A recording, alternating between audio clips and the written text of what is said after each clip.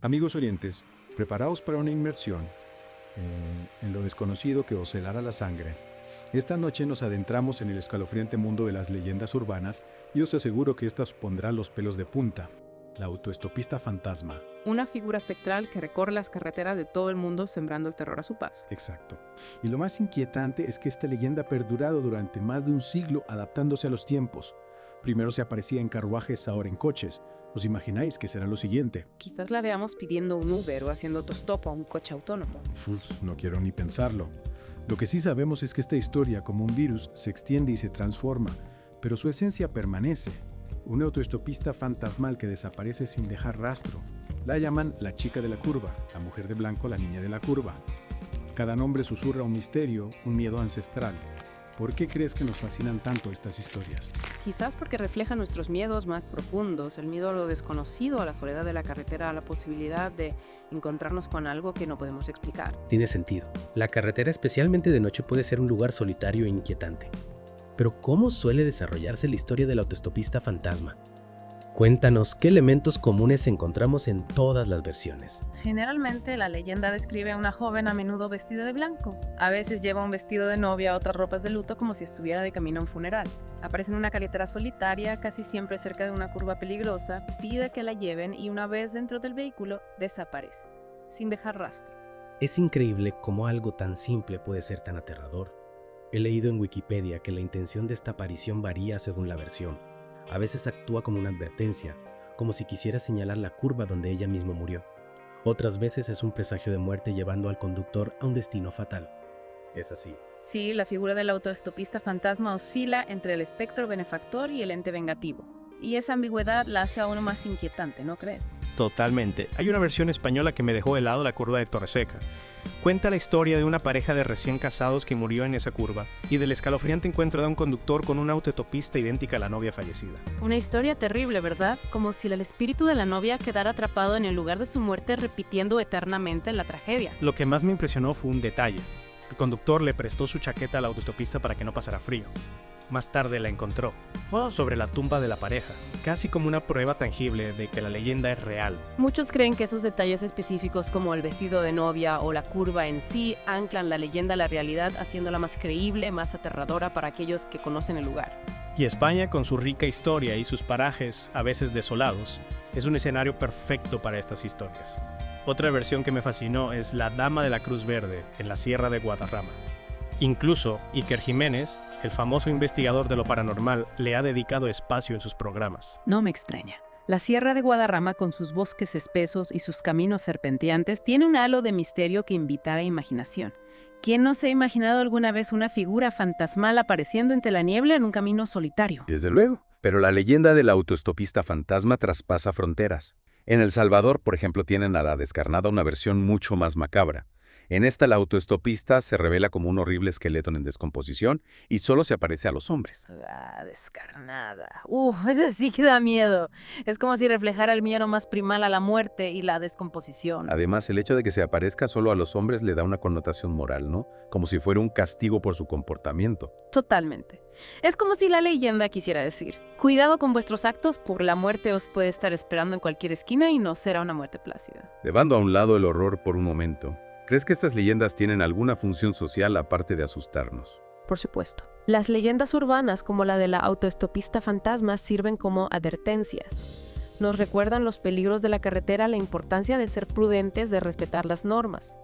Como si la leyenda dijera: si no tienes cuidado, podrías acabar como yo. Exacto, un recordatorio de que la carretera puede ser un lugar peligroso y que no debemos bajar la guardia. Y también de que a veces las historias que nos cuentan pueden tener algo de verdad. Precisamente. Las leyendas urbanas nos invitan a dudar, a cuestionar la realidad, a aceptar que hay cosas que no podemos explicar. Y eso, en un mundo que a menudo parece demasiado racional y predecible, es algo realmente fascinante. Completamente de acuerdo. Quizás la próxima vez que veamos una figura solitaria en la carretera de noche, nos lo pensemos 2 veces antes de ofrecerle un aventón. Quién sabe, quizás sea solo una persona que necesita ayuda. O quizás sea algo más. Esa incertidumbre es la que mantiene viva la leyenda. Y hablando de otras leyendas, ¿te has fijado en que el autoestopista fantasma no es la única que se adapta a diferentes culturas? Hay otras historias que, como semillas dispersas por el viento, se arraigan en diferentes países, cambiando su forma pero manteniendo su esencia. Sí, es cierto. Me recuerda un poco a esas historias de fantasmas que se contaban alrededor de la hoguera, ¿no? Ujú. Cada pueblo tenía su propia versión, pero todas compartían ese elemento de miedo a lo desconocido, a lo que acecha en la oscuridad. Exacto. Y precisamente eso es lo que hace que estas leyendas sean tan poderosas. Conectan con nuestros miedos más ancestrales, esos que compartimos todos los seres humanos independientemente de nuestra cultura, nuestras creencias. Hablando de creencias, ¿crees que las leyendas urbanas reflejan de alguna manera las preocupaciones de la sociedad en la que surgen? Por supuesto. Fíjate, por ejemplo, en la descarnada del Salvador. Se aparece solo a los hombres y su aspecto esquelético putrefacto. Es como una representación de la culpa del castigo por los excesos, ¿no crees? Es cierto, es una imagen muy potente y también muy moralizante. Como si la leyenda quisiera advertir a los hombres sobre los peligros de la lujuria y la falta de control. Exactamente. Y eso nos lleva a otra versión interesante, la rubia de Kennedy en Chile. En este caso, la autoestopista es una mujer hermosa, glamurosa, y desaparece sin dejar rastro. Es verdad, recuerdo haber leído sobre ella. Es una figura mucho más seductora que la descarnada, pero igualmente inquietante. ¿Qué crees que representa la rubia de Kennedy? Quizás la fascinación por lo prohibido, por lo inalcanzable. Es como una femme fatale sobrenatural que atrae a los hombres a su perdición. Su desaparición repentina podría simbolizar la fugacidad de la belleza, el peligro de dejarse llevar por las apariencias. Es una interpretación muy interesante. Y si seguimos hablando de adaptaciones, no podemos olvidar a la cegua en Centroamérica. Esta entidad cambia de forma para castigar a los hombres infieles. La cegua es una figura ambivalente, ¿verdad? A la vez seductora y terrorífica. Representa la tentación y el castigo, el deseo y la culpa. Es como si la leyenda nos dijera, ten cuidado con... En definitiva, parece que la leyenda del autoestopista fantasma se transforma para reflejar los valores morales y las ansiedades de cada cultura. Precisamente.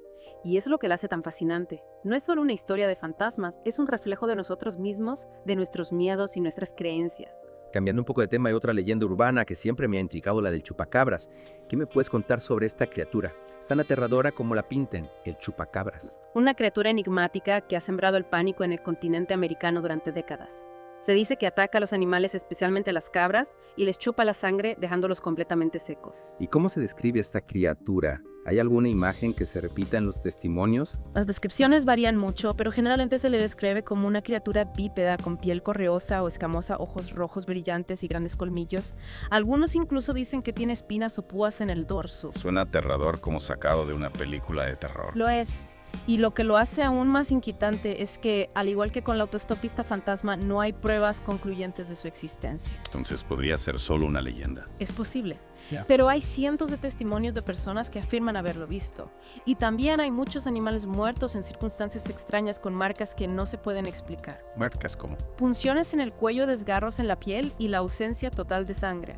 En algunos casos los animales parecen haber sido drenados por completo, como si algo les hubiera succionado la sangre. Es decir, que hay indicios, pero no pruebas definitivas.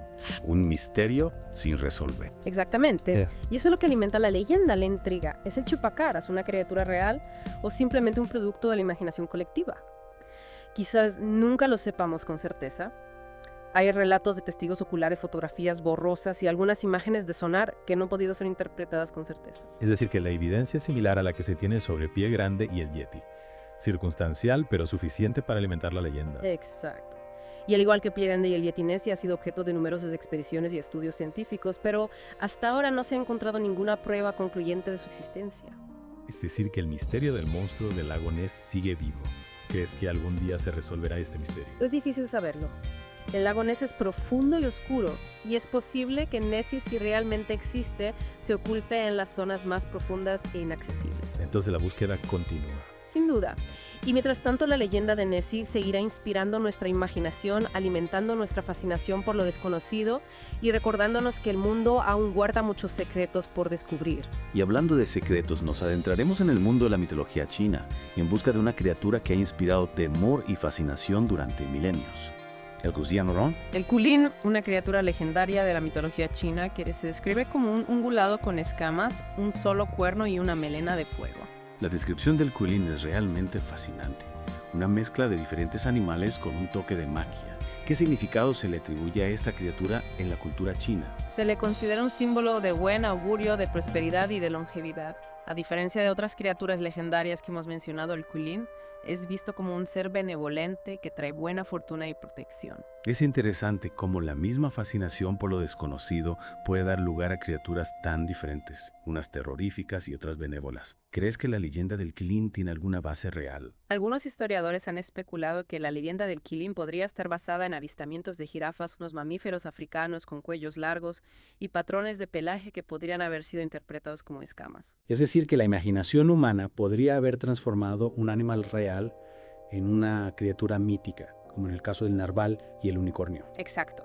Es posible que la realidad haya inspirado la leyenda y que la leyenda a su vez haya influido en nuestra percepción de la realidad. Y hablando de percepción, ¿crees que la leyenda del Quilín tiene algún significado simbólico, aparte de ser un símbolo de buena suerte? Creo que sí. El Quilín representa la armonía entre cielo y la tierra, la unión de lo masculino y lo femenino, la sabiduría y la compasión. Es una interpretación muy profunda que nos recuerda la importancia de buscar el equilibrio en nuestras vidas. Exactamente. El Quilín nos invita a vivir en armonía con nosotros mismos, con la naturaleza y con el universo. Y con esa invitación a la armonía, amigos oyentes, damos por concluida nuestra inmersión de hoy en el mundo de las criaturas legendarias. Esperamos que os haya fascinado tanto como a nosotros este viaje a través de los mitos y las leyendas que han poblado la imaginación humana durante siglos. Y que os animéis a seguir explorando el mundo con la mente abierta, el corazón curioso y la imaginación despierta. Porque como hemos visto a lo largo de esta inmersión, la realidad y la fantasía a menudo se entrelazan. Y es en esa intersección, en ese espacio mágico, donde reside la verdadera esencia de la experiencia humana. Hasta la próxima.